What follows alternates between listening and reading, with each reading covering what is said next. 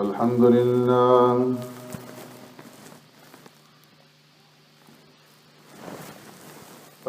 لله نحمده ونستعينه ونستغفره ونؤمن به ونتوكل عليه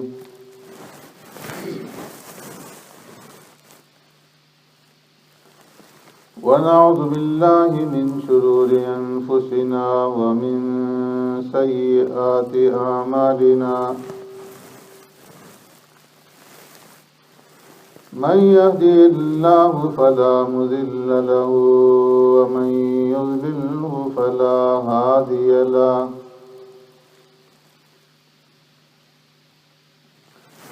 ونشهد أن لا إله إلا الله وحده لا شريك له ونشهد أن سيدنا ونبينا ومولانا محمدا عبده ورسوله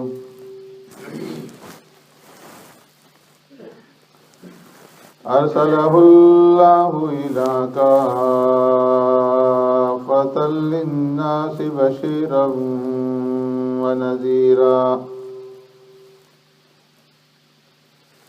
وداعيا إلى الله بإذنه وسراجا منيرا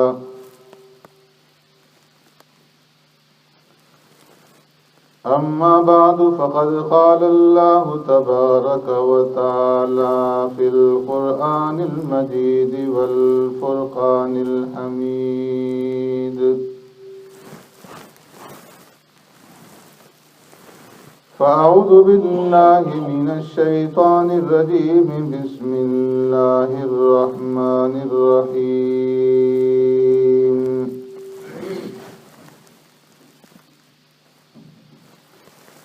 تبارك الذي جعل في السماء بروجا وجعل فيها سراجا وقمرا منيرا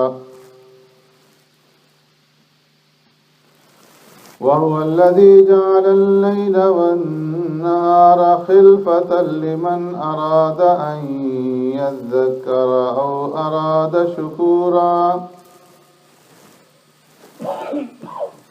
وعباد الرحمن الذين يمشون على الأرض هونا وإذا خاطبهم الجاهلون قالوا سلاما والذين يبيتون لربهم سجدا وقياما والذين يقولون ربنا اصرف عنا عذاب جهنم إن عذابها كان غراما إنها ساءت مستقرا ومقاما صدق الله مولانا العظيم يا رب صل وسلم دائما أبدا على حبيبك خير الخلق كلهم هو الحبيب الذي ترجى شفاعته لكل هول من الأهوال مقتهم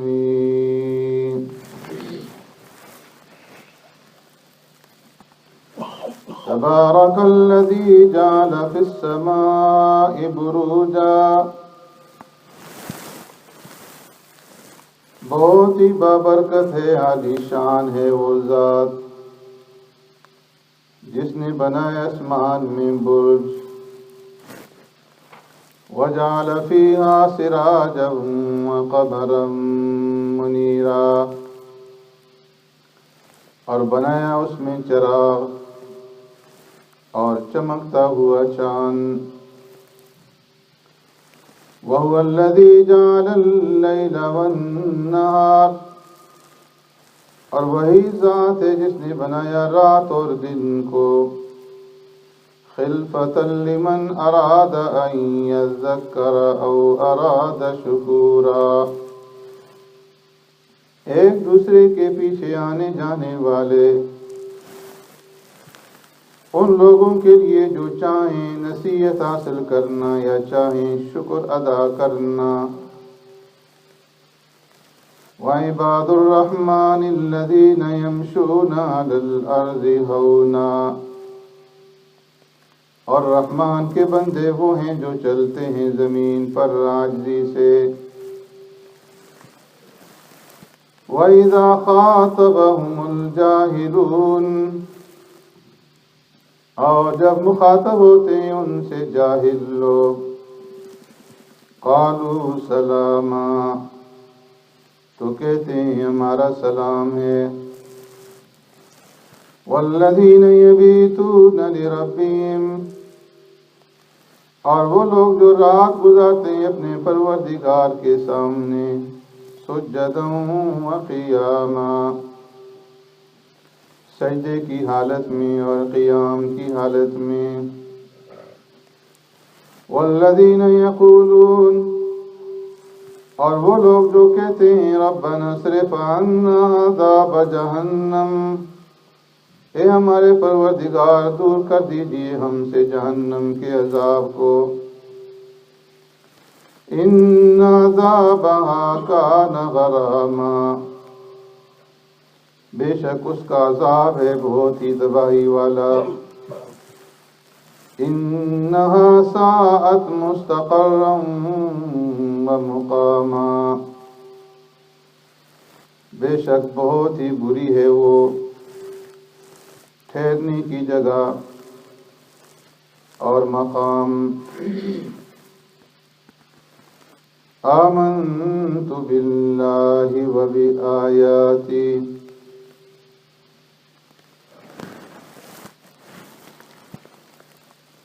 میرے محترم دوستوں، بزرگوں، بھائیوں،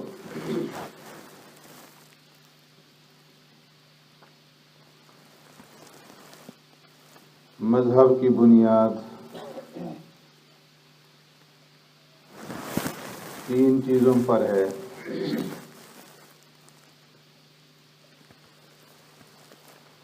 ایک ہے مبدأ،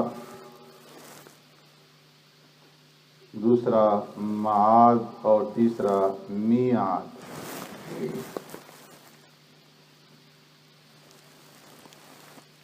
مبدأ یعنی ابتدا کہاں سے ہوئی،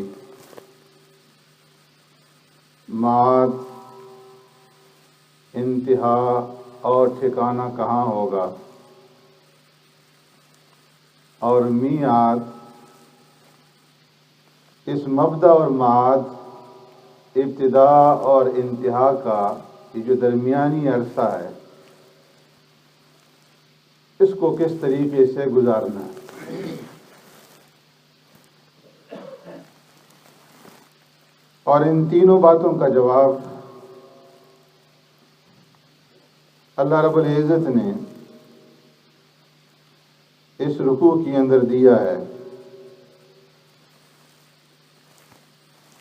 جس کی چند آیتیں میں نے آپ حضرات کے سامنے تلاوت کی۔ سب سے پہلے اللہ رب العزت نے مبدأ کا ذکر کیا کہ اس کائنات کی اندر رہنے والی مخلوقات کی اور اس انسان کی ابتدا کہاں سے، تو فرمایا تبارک الذی جعل فی السماء بروجا، بابرکت ہے وہ ذات کہ جس نے آسمانوں کے اندر برج بنائے، بڑے بڑے ستارے اور سیارے بنائے، اور ان ستاروں میں سے دو بہت بڑے ستارے سراجن، چراغ یعنی سورج وقمرا منیرا، اور روشنی دینے والا چاند،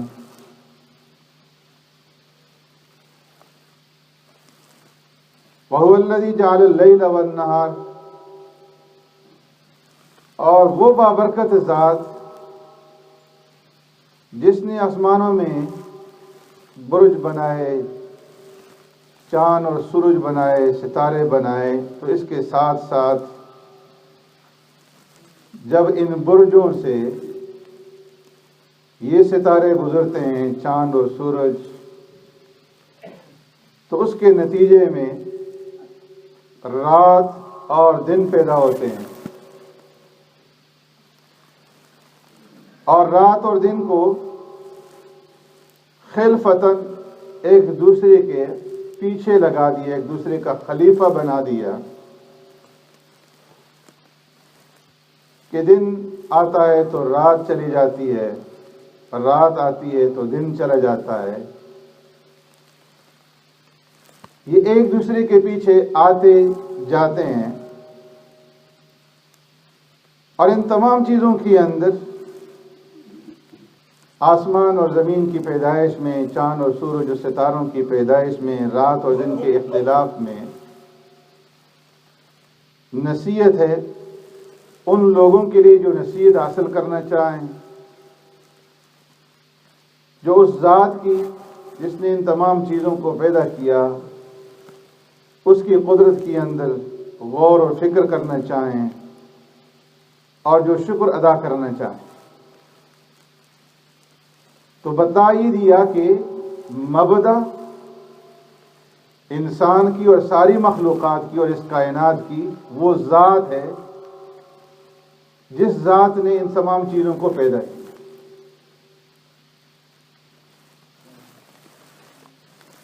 وعباد الرحمن، مبدا بتانے کے بعد کہ ابتدا کہاں سے ہوئی، ابتدا اس ذات سے ہوئی کہ جس کی قدرت آسمانوں کے اندر بھی اور جس کی قدرت زمین کے اندر بھی ہے۔ اب فرمایا کہ اس ذات کے جو بندے ہیں، وہ عباد، عباد جمع ہے عبد کی، اور عبد کہتے ہیں بندے کو، اور عباد کہتے ہیں بہت سارے بندوں کو۔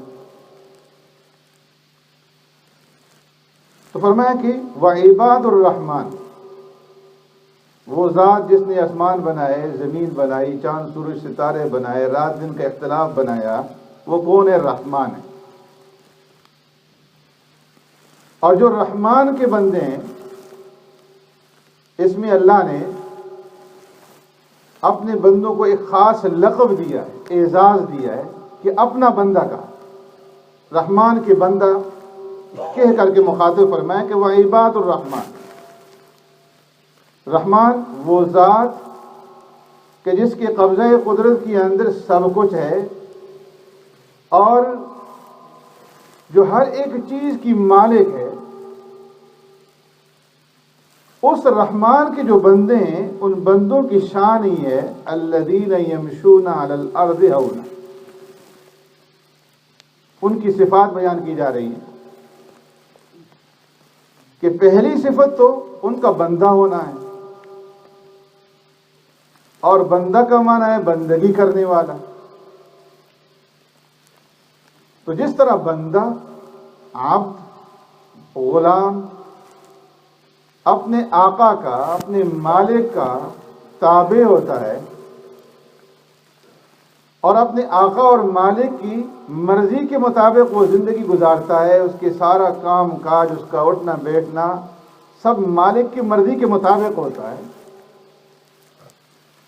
اسی طریقے سے جو رحمان کے بندے ہیں تو ان کی زندگی بھی اپنی مرضی کے مطابق نہ ہو بلکہ اپنے مالک کی مرضی کے مطابق۔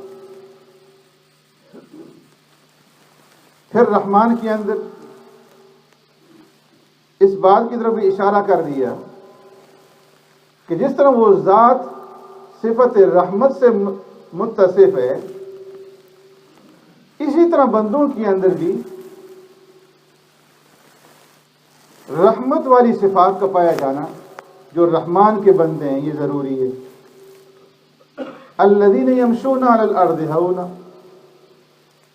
فرمایا رحمان کے بندے وہ ہیں جب وہ زمین پر چلتے ہیں، گھر سے باہر نکلتے ہیں، زمین پر قدم رکھتے ہیں، یمشون علی الارض ہونا، تو وہ عاجزی کے ساتھ اور انکساری کے ساتھ زمین کے اوپر چلتے ہیں. ان کی چال کے اندر تکبر اور غرور نہیں ہوتا.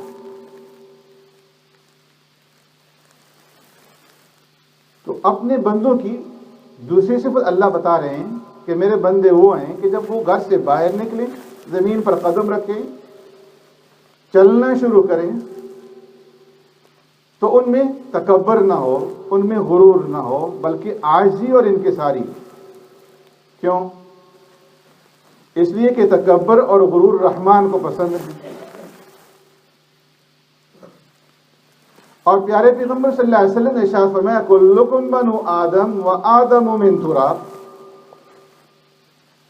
کہ تم سب کے سب آدم کی اولاد ہو، اور آدم علیہ السلام کو اللہ رب العزت نے مٹی سے پیدا کیا ہے. اور مٹی اس کے اندر عاجزی ہے، اس کے اندر انکساری ہے، ذلت، کہ وہ پاؤں کے نیچے روندی جاتی ہے. اس کے اوپر انسان جو بھی تصرف کرتا ہے وہ اسے قبول کرتی ہے اور چوں چرا نہیں کرتی. تو جن بندوں کی پیدائش مٹی سے ہوئی، فرمایا رحمان کے ان بندوں کے لیے بھی یہ سزاوار نہیں ہے کہ وہ اوپر کی طرف اٹھیں، تکبر کریں، غرور کریں، بلکہ ان کے اندر بھی وہ مٹی والی صفات پائی جانی چاہیے کہ عاجزی ہو اور انکساری. یمشون علی الارض ہونا، کہ جب زمین پر چلیں تو عاجزی اور انکساری کے ساتھ چلیں. ایک مقام پہ فرمایا وَلَا تَمْشِ فِي الْأَرْضِ مَرَحًا إِنَّكَ لَن تَخْرِقَ الْأَرْضَ وَلَن تَبْلُغَ الْجِبَالَ طُولًا. اے انسان زمین کے اوپر اکڑ کر کے مت چل، إِنَّكَ لَن تَخْرِقَ الْأَرْض، اکڑ کر چلنے سے زمین کو تو پھاڑ نہیں دے گا. وَلَن تَبْلُغَ الْجِبَالَ طُولًا، گردن کو اوپر اٹھانے سے، اترانے سے، کبر اور غرور کرنے سے پہاڑوں کی بلندی تک نہیں پہنچ سکے. وَاقْصِدْ فِي مَشْيِكَ وَاغْضُضْ مِنْ صَوْتِكَ، اس نے فرمایا کہ چال کے اندر اعتدال پیدا کرو. وَاقْصِدْ فِي مَشْيِكَ، جب چلو تو میانہ روی کے ساتھ چلو،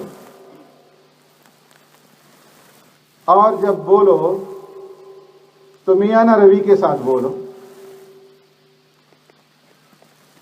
تو فرمایا کہ سب سے پہلی صفت یہ ہے کہ انسان کے اندر عاجزی پیدا ہو جائے، انکساری پیدا ہو جائے، وہ رحمان کا بندہ بن جائے، اور بندگی والی کیفیات اس کے اندر پیدا ہو جائے.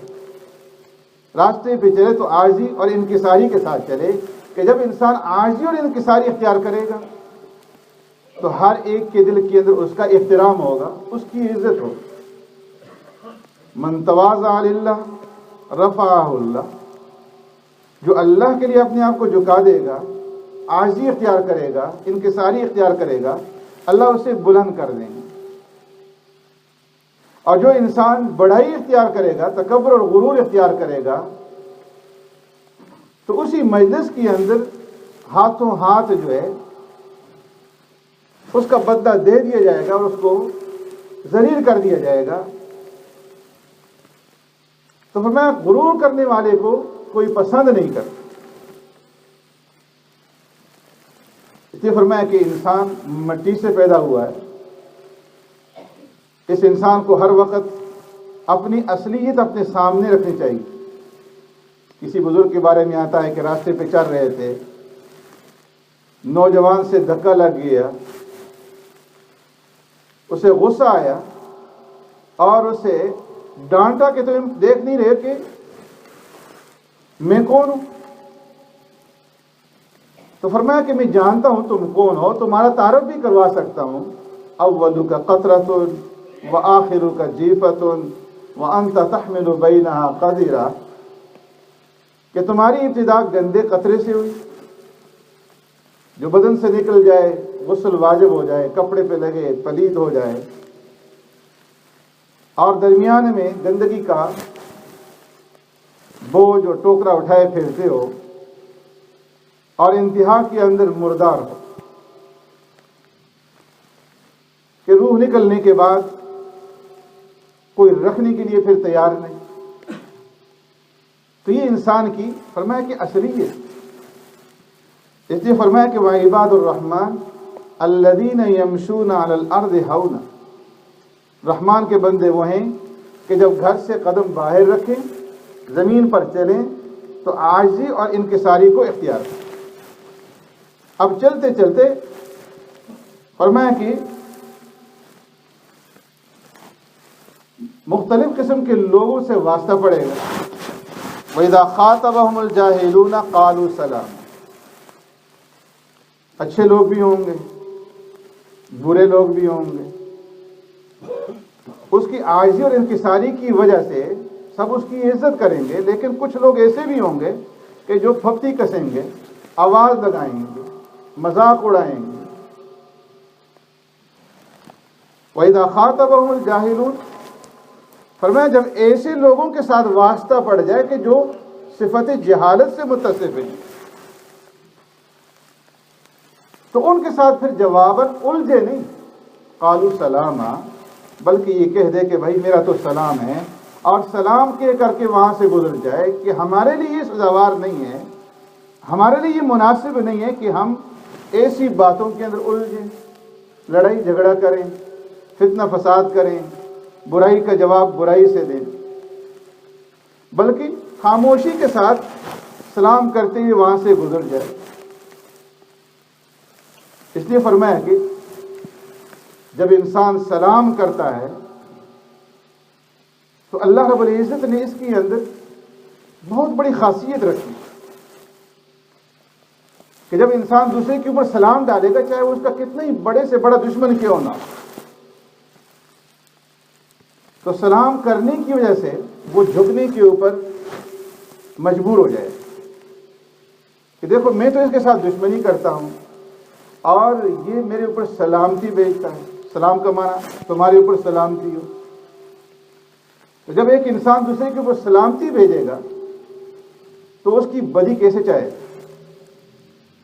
اس لیے فرمایا کہ اگر تمہارا دشمن بھی تمہارے سامنے آ جائے تو اس کو تم سلام کرو. پیارے پیغمبر صلی اللہ علیہ وسلم نے ارشاد فرمایا افشوا السلام علی من عرفت ومن لم تعرف، کہ سلام کو عام کرو، چاہے تم کسی کو پہچانتے ہو یا نہ پہچانتے ہو، ہر ایک کو سلام کرو. آج کل ہمارے معاشرے کے اندر، ہمارے تمدن کے اندر یہ ایک طریقہ بن گیا ہے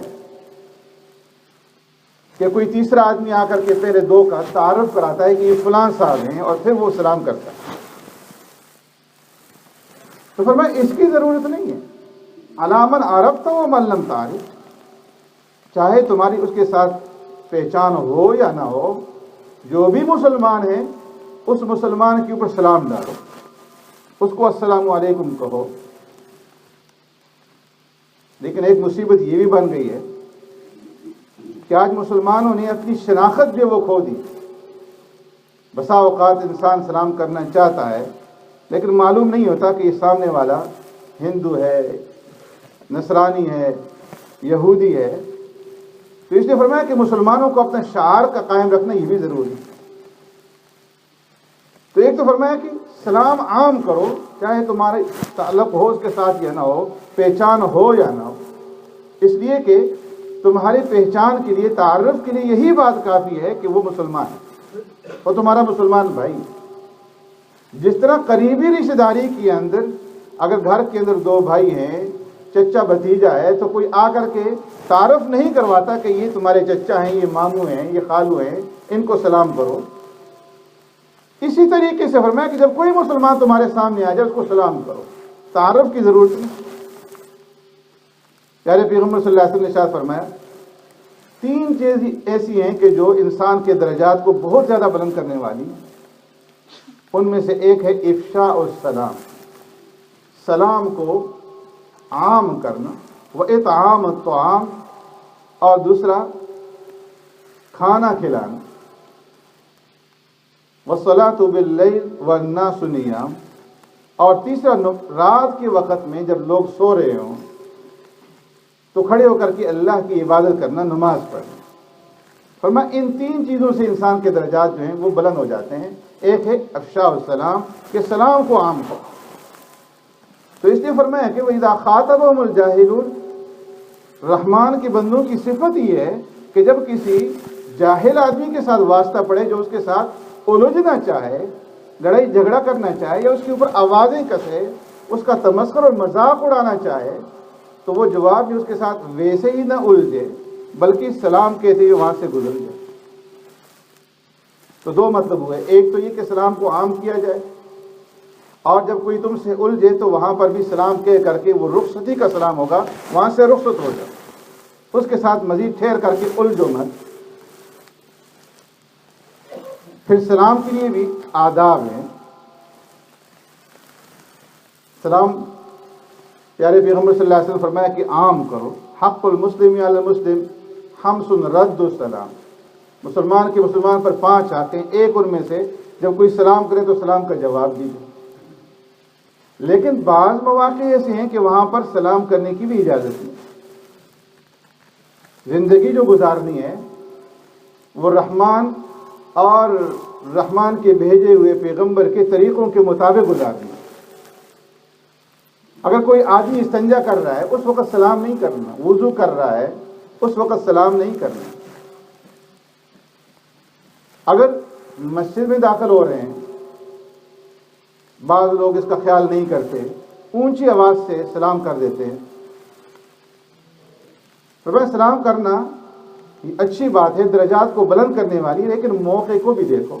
مسجد میں داخل ہوتے ہوئے اگر کوئی آدمی تمہارے سامنے ہے، تمہاری طرف متوجہ ہے، تو تم اس کو آہستہ سے سلام کر دو۔ لیکن اگر اونچی آواز میں سلام کریں گے، بعض لوگ تلاوت کے اندر مصروف ہوں گے، بعض نماز کے اندر مصروف ہوں گے، بعض ذکر اذکار کے اندر مصروف ہوں گے، تو اس کے اندر خلل پڑے گا۔ اس لیے فرمایا کہ اگر کوئی آدمی تمہارے سامنے ہے، متوجہ ہے تمہاری طرف، اس کو سلام کر دو۔ لیکن کوئی آدمی اگر ذکر میں ہے یا نماز میں ہے یا تلاوت میں ہے تو اتنا اونچا نہ کرو، اس لیے کہ وہ پہلے ہی سے عبادت کے اندر لگا ہوا ہے اور اس کے اندر خلل ہوگا۔ اگر کوئی آدمی نماز میں ہے اور اس نے بے خبری میں سلام کا جواب دے دیا، نماز میں خلل پیدا ہوگی۔ 2 آدمی کھڑے ہیں، آپس میں بات چیت کر رہے ہیں، ایسے موقع پر بھی فرمایا تم سلام نہ کرو، تاکہ ان کی گفتگو کے اندر جو وہ خلل پیدا نہ ہو۔ کھانا کھا رہے ہیں، باہر سے ایک آدمی آیا تو فرمایا خاموشی سے بیٹھ جائے، سلام نہ کرے۔ ہاں اگر اس نے کھانے کے اندر شرکت کرنی ہے تو پھر سلام کر دیں۔ تو اس نے فرمایا کہ ایمان والوں کی، رحمان کے جو بندے ہیں، ان کی دوسری صفت یہ ہے وَإِذَا خَاطَبَهُمُ الْجَاهِلُونَ، پہلی یہ کہ جب راستے پہ چلیں عاجزی اور انکساری اختیار کریں، تکبر اور غرور سے اپنے آپ کو بچائیں۔ اور دوسری یہ کہ جب ان کے ساتھ کوئی انسان ایسا آ جائے جو الجھے ان کے ساتھ، تو جواب میں ان کے ساتھ الجھے نہیں بلکہ سلام کرتے ہوئے وہاں سے گزر جائیں۔ سبحانک اللہم و بحمدک، نشہد ان لا الہ الا انت، نستغفرک و نتوب الیک۔